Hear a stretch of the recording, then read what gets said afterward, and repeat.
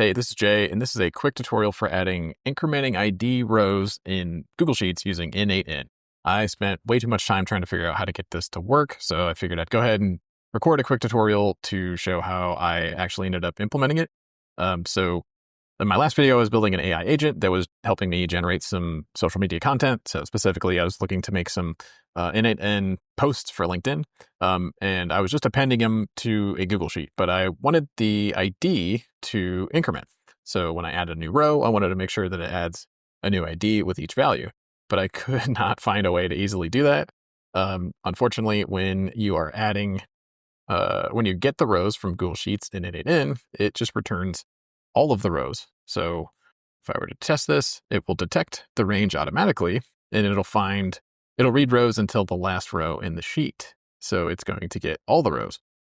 And the only options here are read until first empty row or read until last row in sheet, which are essentially the same thing. So unfortunately, that's returning all of the rows when I really wanted to just get the last empty row. And you can't filter by blank. So if I were to say, okay, well, find the first column with a blank ID value, it will return nothing. No data outputted. So rather than returning this next row, it only returns nothing, which is fair enough. It doesn't need to match on empty values. But that leaves us with very few options on how to get to the last row or how to actually get to the next empty row in the spreadsheet, because I want this row right here. So the best we can do is go ahead and detect automatically the last row and just go ahead and return all the rows at once. And then what we'll do next is programmatically find the last value instead. The other option potentially is that if you were to manage your filters correctly, and if you were constantly updating maybe the status. So like I have status of waiting. What you could do is look for a specific status and then say only return the first matching row. So that at least would give you the last one. And then you could just increment off of that. But I want these statuses to be in flux. So I want to be able to just append the value with the ID and then have multiple things in status waiting.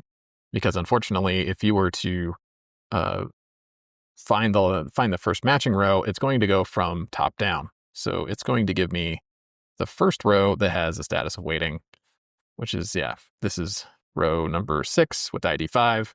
And that's not the one that I want. I want the one at the bottom. So unfortunately, I think the best we can do is to programmatically find it instead. So I'm going to delete these options and go back to data location and just let it automatically grab all the rows in the sheet, and then we should be good to go. This would probably not be the best solution if you had a really big Google Sheet. So if you had thousands of rows, it might not be good, and especially thousands of rows with lots of columns, that turns into a ton of data. Probably a better way to do that, but we can get to that later. Then again, you're probably back to a JavaScript only solution anyway. So now we have our list of items. What I'm really looking for is I want to add a ID of 9 below this. So I have all my rows now. What I'm going to do is I've added this code node here, and I'm just going to run a little bit of JavaScript. So what we're going to do is find the max value from input all. So this input all right here is basically all of the data that's coming from the last node. And then we're just going to go find the highest row number value in that map of all that data that's in this input. And then if we don't find anything, we'll just return 0. So let's go ahead and run that, and that should return us the last row, which last row number is number 9. And if we double check row number 9, that's correct. That's the last one that we had a value in. So that means that row number 10 is where we want to be. Or conveniently, now that we have ID number 9, that's the value that we want our next ID to be. So when we now run a Google Sheets append row, so I have a node here that's again connecting to the same Google Sheet, I'm going to append a row. And what I'm going to do is grab the last row number from that output. So we have our code execution now. I'm just going to grab row number 9 and plug it in right here. And just to show what I wanted to do, I wanted to be able to take the output from the AI agent. It's already generated me some nice content. And so I will drag the content over here. I think for some reason there's a formatting issue here. So I will go ahead and fix that really quick. Still working on some structured outputs from the agent, but Let's do first, and then JSON, and then output, and then content. There we go. Now we have just the content. We don't need the entire array that is passing out from the AI agent formatter. But that should then work as expected, where we can add the content. And if you didn't care about an ID, then you wouldn't have this issue. You could just go ahead and append the content as the next row, and it would just find the next row. But in this case, I wanted to be able to actually increment the ID properly. So let's go ahead and test that really quick, because we have our proper ID now with the content that we want to add.